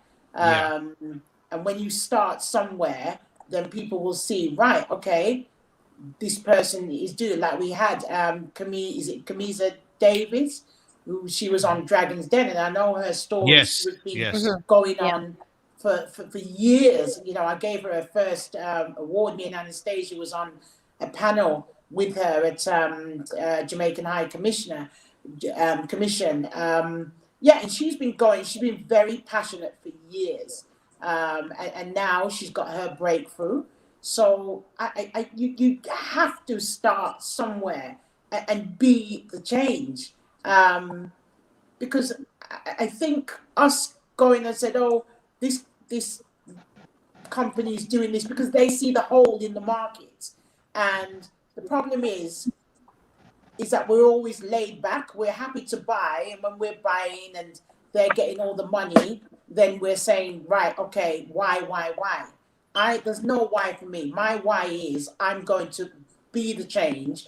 And so, like with my children, they're going to be the change, what wants to happen. But I just say, don't wait on anybody. If you want to do something and it's really bugging you, go and do it. Like I had to go and find out about wigs. I got a Jewish lady who they do it as an orthodox. I got them to actually teach me. And then I went to India to teach them and, the Asian people. And I learned from them what I needed to know. So it's, I know it's different in every situation, but I think it's something where we have to start from just small and then work our way up.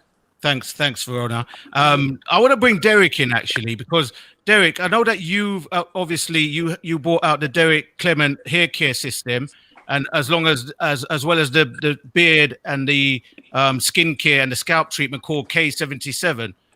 So you've actually branched off from being a stylist into being an entrepreneur in the business. How easy is that transition?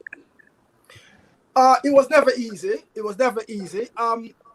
When I started my salon back in the day, I started with my mother's suit. My mother and I saved up for 5 years, right, to generate. I went to the bank in Maida Vale in 1983. The bank manager said to me, Derek, does black people do their hair? Right? And I went back to my mother. My mother took my money.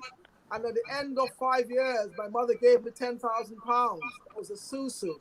I opened my first shop in Maida Vale for practically £500,000. It was a 3-story building. So it was all done by ourselves. I don't depend on the system. Today, we are manufacturing. I don't go to anybody else. As I said to you before, Nikki, we mind our own business. I don't go to anybody else. I focus on me and black people, right? I don't talk to nobody else, right?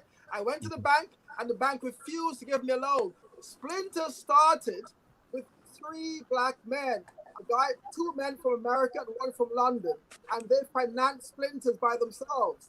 Okay, because as you know very well, black people weren't getting any loans even today. The same thing exists so go back to the old social system, guys, and save your money. Get the priorities right, and you'll own your own business. Today, I've got a black chemist, I've got a black business partner, and myself, and we manufacture our own product by ourselves. Okay, that's good. Did you want to come in, Lolly? Yeah, no, I was going to ask Tatlyn a question actually.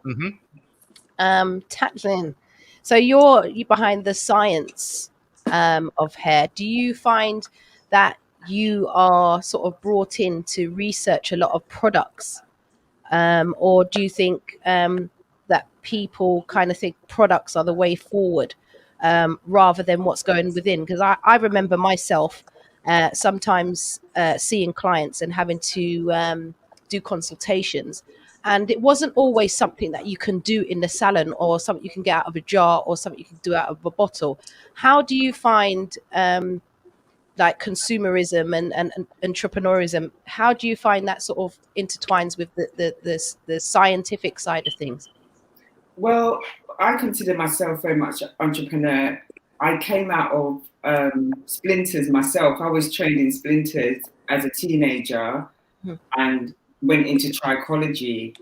And then when I went into trichology, it was then that I realized that a lot of the hair and scalp conditions wasn't just down to mechanical situations with how you combed your hair or chemical problems. It was a lot of it was down to health related.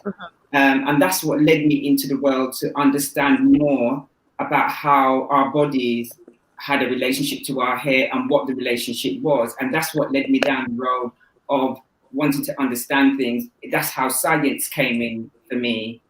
And there's so much products on the market. So I deal with a lot of people that came and had, hair and scalp conditions and had to minimize certain products that we're using when they were dealing with the conditions that they had and having problems to know what to choose. As you're rightly, what you said there, Lolly, a lot of people used to think anytime they had a problem that you just go and take something off the shelf from a jar and that was going to solve the problem. And that ain't the way that it was. So I had to then re-educate them to understand where did the problem come from, what is going to be the solution, and then what is the process that you're going to do to, alleviate that problem. And a lot of the times it was linked to diet, lifestyle, and understanding your hair and understanding how it relates to you. So you bring it in as a part of your being, because our hair grows out of our head and it's dead. It's a dead material. People disconnect from it and don't realize that it is connected to their body. But I've always been doing, like when I left Splinters and went to trichology, I've been working in the field. It's really interesting because the hair industry is such a big field. It's not limited just to the salon. You can end up making your own products. You can understand, how the health side of it and how your hair and your body works together, where you're going to trichology and deal with the clinical situations. Or you can then also set up an organization called Majestic Roots Hair and Health Foundation, where I was going out educating kids. And back then, the natural hair movement wasn't out then, but there was a lot of parents that were putting chemicals in their children's hair at an early stage that I didn't agree with. So I just set up an organization where we could go out and get these Afro mannequins just for them to understand and get the right techniques to achieve the results that they needed. By understanding how to work with their hair type. And it was quite interesting being in that field. And then what was interesting is that I got this opportunity to work with Natural History Museum, where they wanted to do, it was amazing hair. So they wanted us to understand hair from the human hair point of view and how it worked. So kids were coming in from school and understanding hair for hair. Not comparing it with anything else, just knowing it's a fiber, it's made of protein, and this is how this hair behaves, this is how that hair behaves, and coming from that neutral foundation. So I come from my mindset is very science in this sense that I go back to basic. take away the comparison. Hair is hair, and it's all equally valid. There's no one better than the other. And I try to educate that, and the only way I could do that is bringing things back to basic. Because when it comes back to basic, it's hair. It's all made of protein. Yes, in different shapes. Yes, in different textures. But bottom line, it is protein. It's hair. Tatlyn. So, yeah, so that's where I sort of come from. So it's really interesting just listening to how everybody speaks, because I think sometimes we get caught up in competing and comparing, the sense of bringing it back to a neutral, and whatever you prefer, because preference doesn't mean better than. You don't have to invalidate the unpreferred in order to have a preference. You can have your preference without invalidating something. Absolutely. And I just find science allowed me to do that. So that's why I always come from that perspective. And it's good for us to have our opinions and understand, but then if we're trying to come back from a universal mindset and have that basis, we have to appreciate everything. We don't have to jump on the same bandwagon of what we went through as a people, because then we're just going to become like them and have that mindset. I don't want to have that mindset. I just want to be neutral, appreciate what I have and who I am without having to judge somebody else or make them less than for me to be better than, you know? But yeah, so I'm an entrepreneur, and I like to go in all the different aspects of the hair industry, and it's so vast. And I try to educate the kids that there's more to the hair industry than being a hairdresser. There's so much more. Yes. And I'm Well done. Well like said. that. Tatlyn, I just got a little question. I just want in a sentence, an answer. Yeah. Castor oil, is it good for your hair? Yes or no? Yes, it's good for your hair. And it's not what you put on it alone; it's how you use it. Yeah, but yeah, it's good for you. It's an oil, it's a lubricant, and if that's your preference, use the castor oil, it's fine. But I mean, you get all these myths if you put it's going to make your hair grow. But nothing you put on your hair makes it grow. It can protect it, but it doesn't make it grow. Oh, okay. That's fine. So I just got a quick question as well for Anastasia. Anastasia, you bought out this purely natural product, okay? Yeah.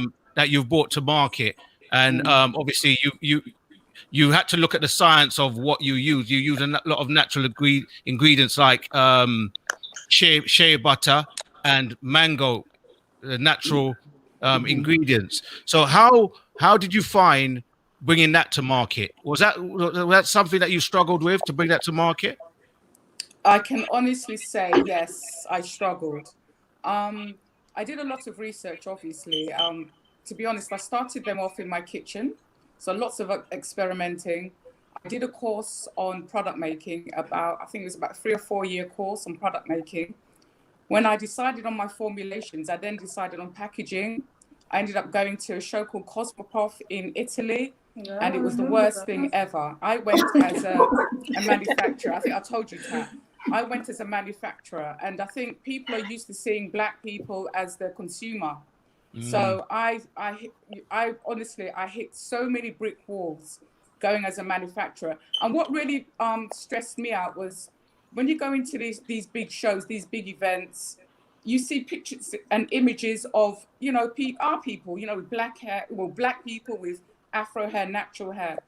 And it's mostly the Asian community are selling products, or selling ingredients to each other. And like I said, I went as a manufacturer, so I'm going to source bulk products, packaging, labeling, all sorts. And I hit a brick wall, and it was the worst thing ever. I went to a couple of shows in Manchester, Birmingham, manufacturing shows for manufacturers, and I hit brick walls all the time. It wasn't easy, and it wasn't easy when I started the salon either. I think for me, I like a challenge. So when I hit a brick wall, I'm ready to climb over that wall and and get what I got tunnel vision at that point, and I just go for it. I'm like a dog with a bone, and I won't let go until I succeed. But there was so many brick walls, and continues to be. I'm not going to say it was easy. Luckily, we won 2 awards. Was it about, I think, end of last year? And we were up against some major competitors, So, I'm just proud. I'm just happy that, we're making headway, but it hasn't been easy at all. Okay, so that's thank you for that answer, Anastasia. That's a good way to link into the next question, actually. You've all got product lines, or things that you've got out there on the market. How would you find the lockdown has affected your business? Has it or has it not? Have you had to change? Have you had to adapt? How is your market now from since like about a year ago? Well, for me, I started to go online 2 years ago.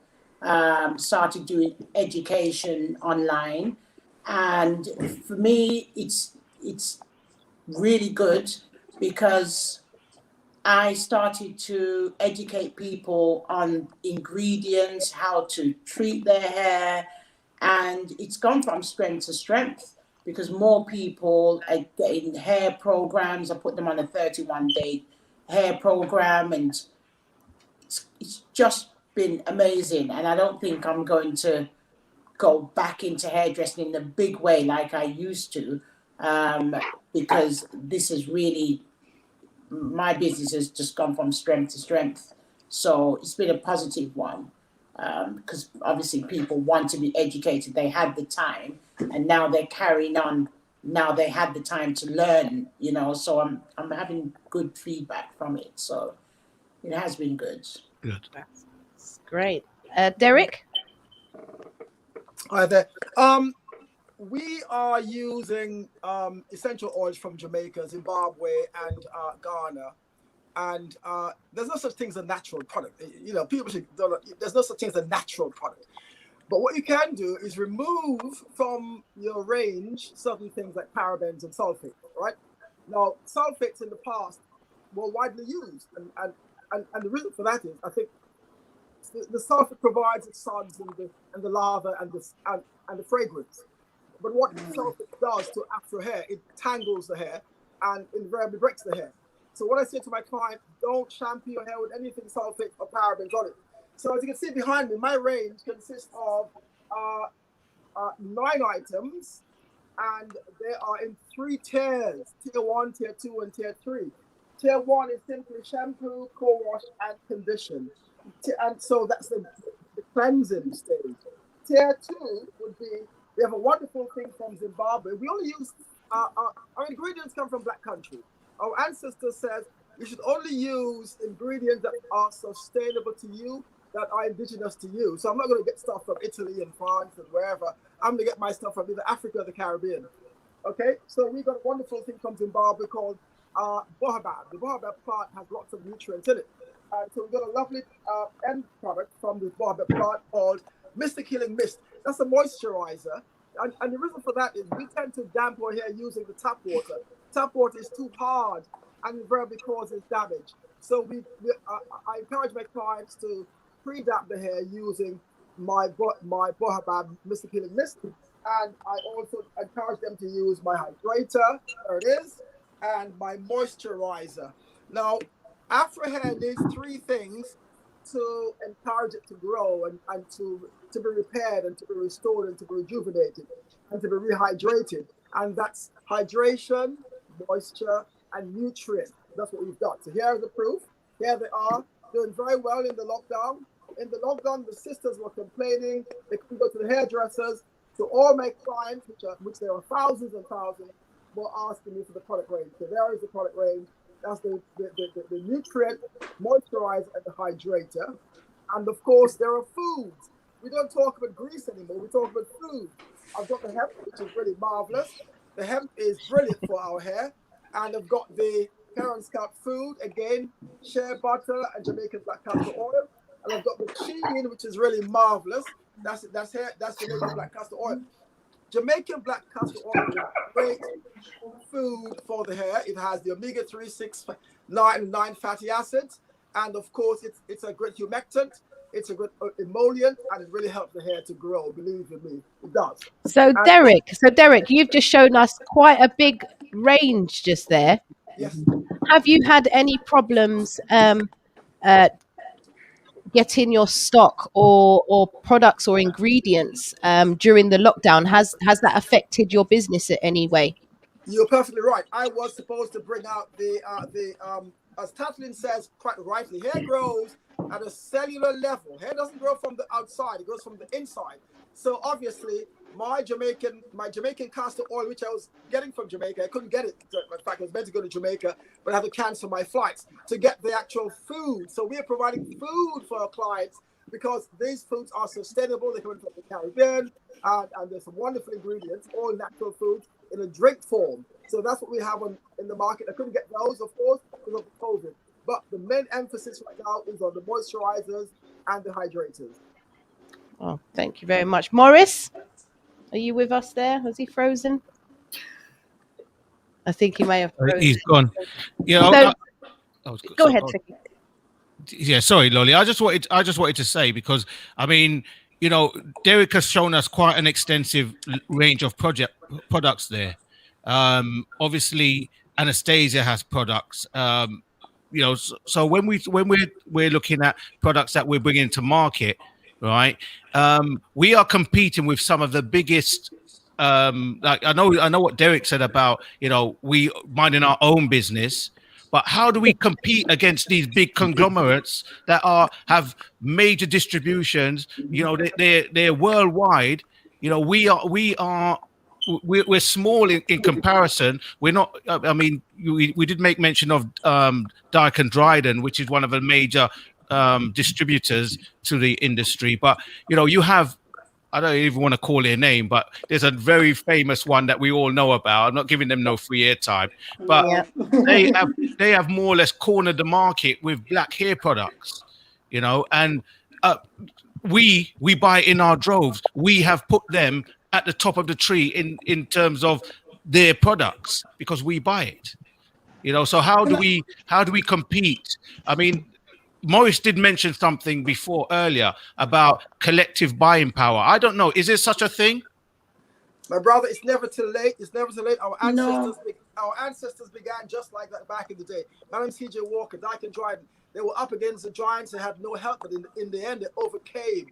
We are starting from afresh. In other words, we are now 2001. There's nothing wrong with following the old model. Dyke and Dryden has passed on the baton to us. We're going to follow the old model. We have a contained market amongst ourselves. We don't need to look at the other brands. What tends to happen with the other brands, they watch you closely and then they buy you up, right? That's what they do. You know that for a fact, okay? So we're going to do what we do best. We're going to provide a great service to our community, and let's see what happens. The old models still exist. Dyke and Dryden had lots of problems in the past. They couldn't get loans, but they became millionaires at the end of the day.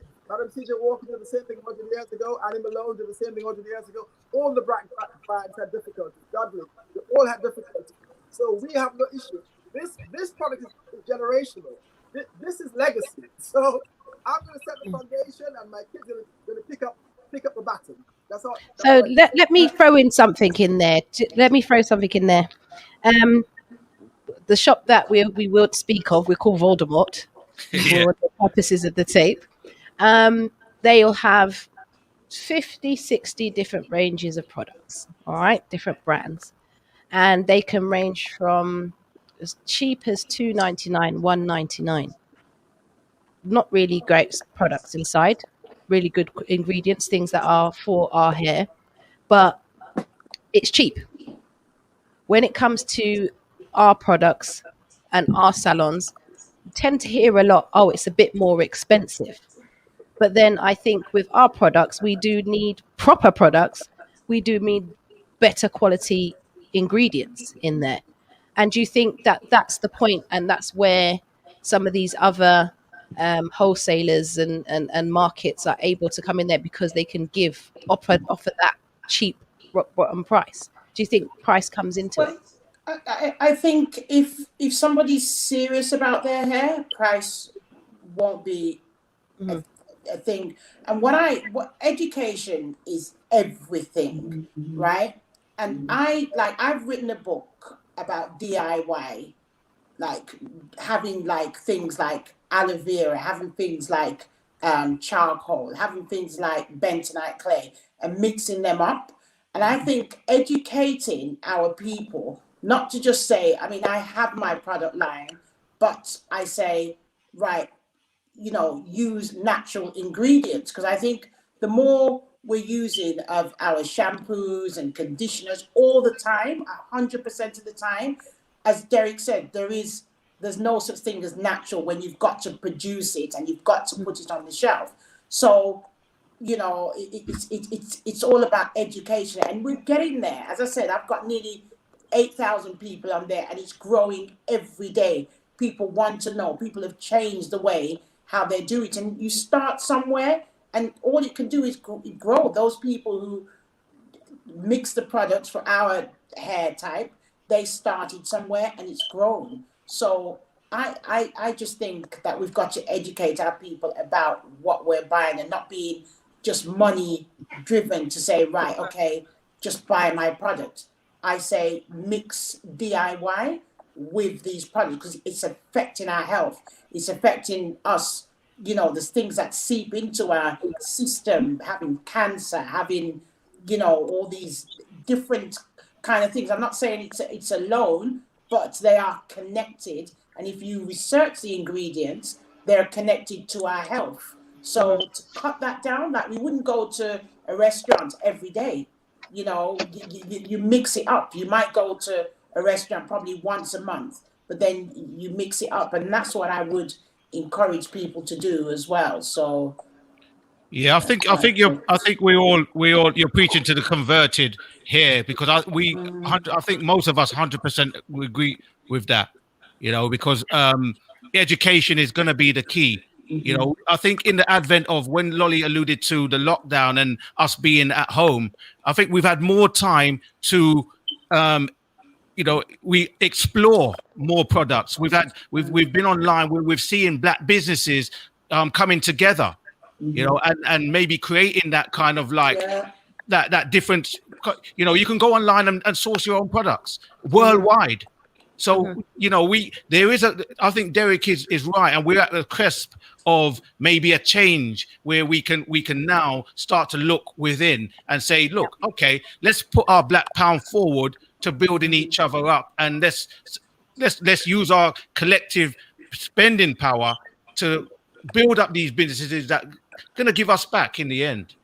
I think what's also interesting, because yes, when you look at it, because we've got social media now, you can cut out the middleman. Because you're right, the reason why these other shops that you don't want to name are doing so well, because they have the monopoly on it. They're the one that owns the wholesalers, and then they've got the shops. So they can always service themselves first. If you have a shop and you have to go to them to get your products, then you're obviously at their whim. They have the monopoly throughout the whole black hair industry, hair and beauty industry. So it does make it hard for somebody that's trying to come in, and they do try to fight to keep you up, because then they are then going to have real competition. Yeah. But now, because of social media, you can cut out the middleman. And a lot of these young girls out there are doing their own thing. They're online, they're marketing their products, and they're doing well business-wise, because they don't have to depend on going to the wholesalers outside themselves. Some of them are going straight to China themselves and getting their hair made for them and putting their own branding on it, and then they also are marketing themselves. So I feel social media has been an amazing opportunity for us to go out and do more now, because we don't have to depend on the middleman anymore. Well said. Well said. We've got about 6 minutes before. Yes, I think we've got wrapping up now.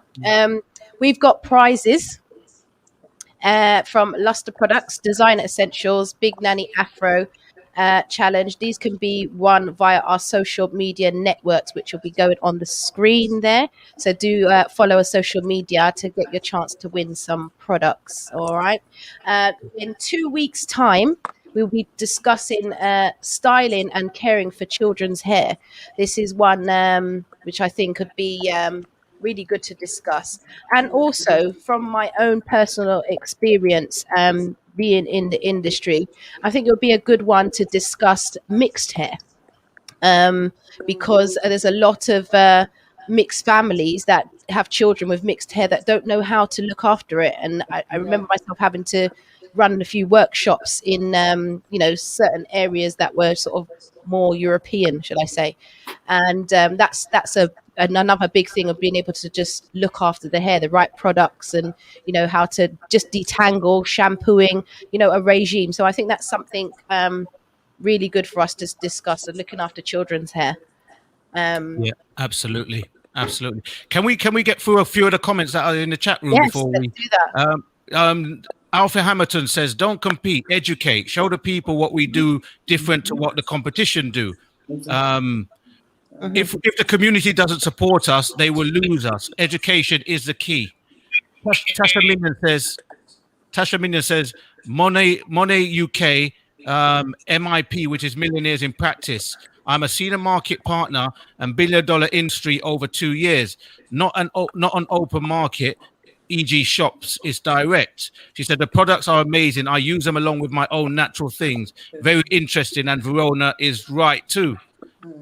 One more, Cheryl Rose. I'm a Mono VIP.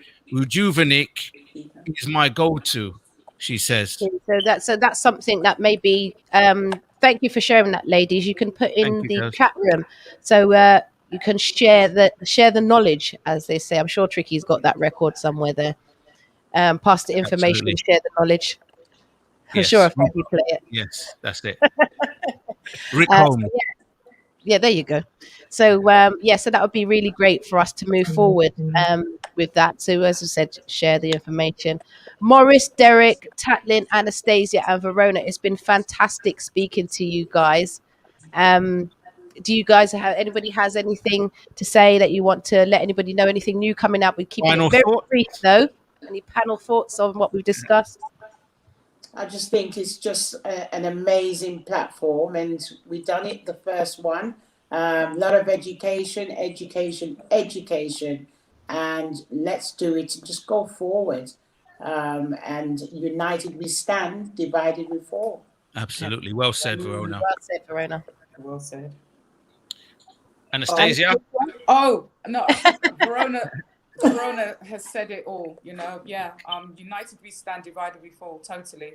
Thank you. There's enough in this market for everyone, so we can all capitalize, we can all enjoy being involved in this industry. There's it's a big enough industry for everyone.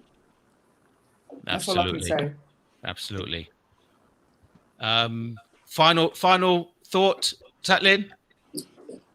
Obviously, with me, I'm always going to come back to the foundation. I think this was a very interesting discussion between us, and very enlightening as well, because what I find within myself is there's always space to learn. Yeah. And I found there's a lot of things that I learned today just listening in, and I really appreciated having this, and I hope this works for everybody else who's watching. There's always something that they could learn to take away to add to their growth. So Thank you very much. Thank you, Derek. Yeah, great show, great team, Thank you. great panel, great guest. The folks who are watching was fantastic. And we do one thing more than anybody else. We provide expert advice and information. The high street competitors don't do that. You buy the product, we provide you with information and advice immediately. Absolutely. Well said. Morris? Yeah, I mean, amazing. Thanks everybody. It's been an amazing show. Internet been playing up back and forth, but yeah, it's been super. Don't worry, we've got much more to come, Morris. So we've got time to work on that. We're gonna get you back in, and we're gonna debunk a lot of myths on this series of shows. Yes, we will. Thank you very much for joining us, guys. Thanks, guys. Thank you. Thank you. So Tricky. Yes, Lolly. Well done, Lolly. Well done. Our first kickoff. How did you find that? I found it very interesting. I mean, there was so much more that we could have covered, but short time and that we managed to get in as much as we could. But there's so much more to cover. So I'm looking forward to the coming weeks and the series, and looking at the different topics and all the things that we can discuss. Yeah, there were some great panelists this week. Great panelists. Yeah. Picked up quite a lot of information. And I must apologize as well, Lolly, to those who sent in your comments and we didn't get to them, we really apologize. But I think for the note to self, next time, concentrate more on the chat room. So while Lolly's doing that, I can read out some of the comments. I'll do that next time. Sorry, guys. All right. And also for our audio, those who couldn't hear sometimes, we will get that right the next time. Don't you worry about that. But for now, it's been So What Is? And I guess what it was, isn't it? The story continues, Lolly. Good evening, everybody. Take care. Thank you. Cheers. Bye. Bye.